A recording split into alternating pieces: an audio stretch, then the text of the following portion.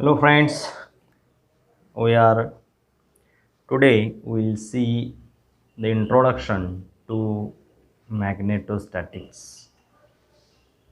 In the earlier chapter, we have talked about fields produced by a stationary charges,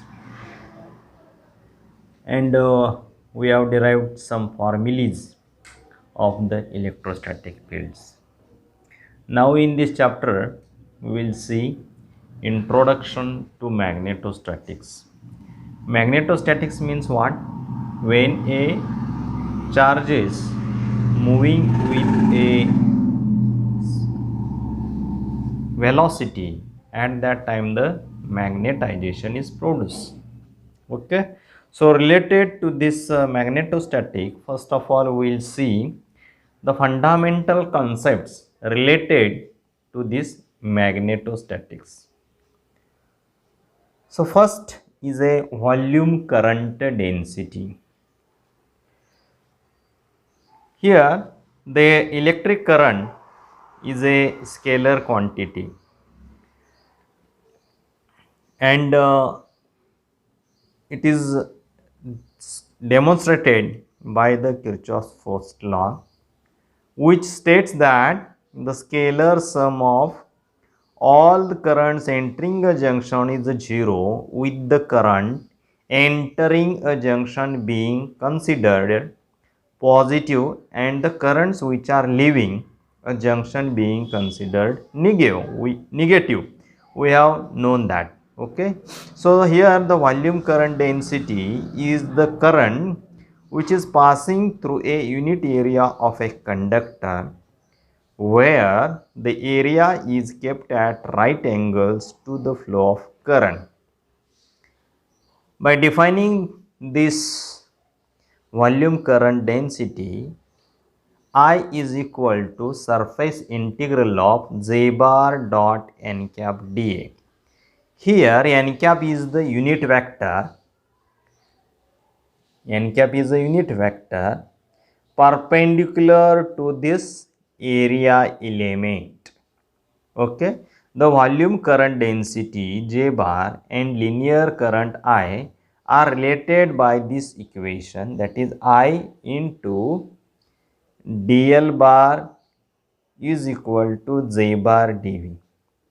Then we will see the surface current density, and it is denoted by the notation K bar, that is the current passing across a unit length on the surface of a conductor, where the length element is at right angles to the flow of current. Then we can write I is equal to K bar dot dl bar. Here it is a unit length, across a unit length on the surface of a conductor. So we can write I bar is equal to K bar dot dl bar. Then we will see the equation of continuity. This equation of continuity is based on the principle of the conservation of charge. Now consider here a closed surface area element S enclosed by a volume V. Then we can write I bar is equal to closed surface integral of J bar dot n cap dA. Here I is the total current entering or leaving the closed surface S. Now by the Gauss divergence theorem, we can write closed surface integral of J bar dot n cap dA is equal to, here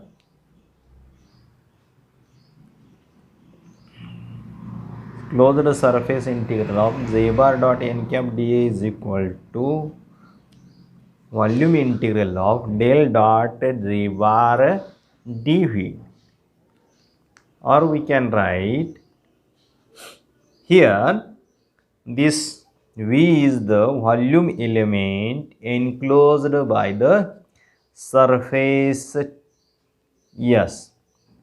Now we know that the current is what? I is equal to rate of flow of charge. It is a rate of flow of charge. Means what? It is a I is equal to dq upon dt. dq upon dt. The above equation represents the net charge flowing out of a closed surface in unit time. From the principle of conservation of charge, the rate of charge flowing out of a surface equals the rate at which the charge diminishes in a volume. If here rho is the volume charge density within the volume, we can write, if the rho is the volume charge density, and here we can write I is equal to dq upon dt, means q is equal to, we can rho put in this equation. So volume integral of del dot z bar dv is equal to minus dq upon dt is equal to minus d upon dt is equal to rho into dv, rho into dv, this one. Okay, I will repeat, volume integral of this del dot z bar dv is equal to minus dq upon 8. This current density is equal to rate of change of flow of charge. Okay, is equal to q means what? If the value, if we consider here is the volume charge density, so we can write volume integral of rho into dv, or we can write volume integral of this del dot z bar dv is equal to volume integral of minus volume integral of d rho upon dt multiply by this dv. Here this equation is true for any arbitrary volume. Okay, this equation is true for only for arbitrary volume. Consider here integrands must be equal, so we can write del dot z bar is equal to minus d rho upon dt. This is the equation of a continuity, which this equation is also relates the volume current density with volume charge density in a region. Now, when a steady current flows through a conductor, its magnitude is constant throughout, and the charge entering any region equals the charge leaving it. Okay, therefore there is a neither accumulation not attenuation of charge anywhere within the conductor.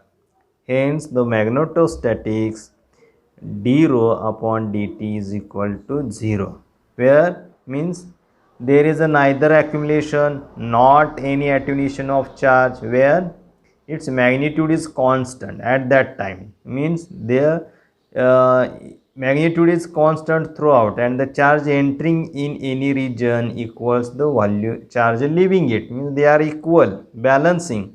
So we can write that time d rho upon dt is equal to 0. So we can write del bar dot z bar is equal to 0. Now, as we have seen in a electrostatics, Gauss law, similarly the Biot-Savart's law is used in a magnetostatics. Okay, Biot-Savart law is the backbone of magnetostatic, and it plays the same role in magnetostatic as does the Coulomb's law in electrostatics. Okay, so according to Biot-Savart's law, the magnetic field at a point P, due to an infinitesimally small element dl, carrying a steady current I is given by this equation. That is dB bar is equal to mu 0 upon 4 pi I dl bar cross r cap upon r square. So we can write B bar is equal to, if we write for uh,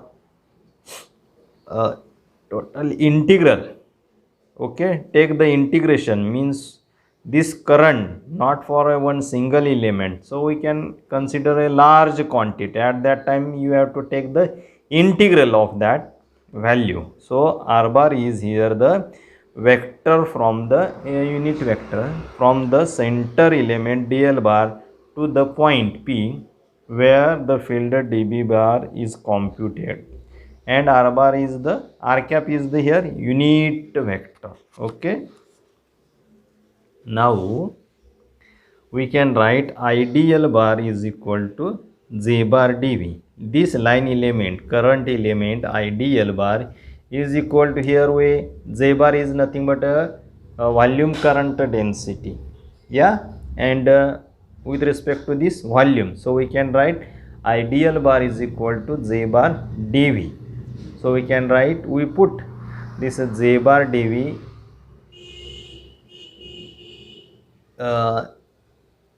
with the ideal, means we can replace ideal bar by j bar dv. So we can write dv bar is equal to mu 0 upon 4 pi j bar cross r cap upon r square into dv is equal to mu 0 upon 4 pi closed volume integral of j bar r cap upon r square into dv. So this is the equation of a Biot-Savart's law. Now the fifth point is the magnetic field due to a long wire. The magnetic field due to a long wire carrying a current I, a distance s from it, we can write B bar is equal to mu 0 I upon 2 pi s into phi cap. If a current carrying long wire and s is the distance from it, then we can write B bar is equal to mu 0 I upon 2 pi s. Here the current is assumed to be along the z axis of the cylindrical coordinate system, that is s phi z. Okay, the magnetic lines of force are concentric circles. These are the concentric circles at right angles to this wire. Okay, so it is always at a right angle, and the direction of your magnetic field is given by this thumb rule. Okay, means the finger gives the finger point, this thumb points in the direction of the current, yeah, and the curl finger indicates the magnetic lines of force, yeah. The magnetic lines of force are in the anti-clockwise direction if the current is in the upward direction. If it is flowing in the downward direction, then it is a clockwise direction. So this is about the basic concepts related to the magnetic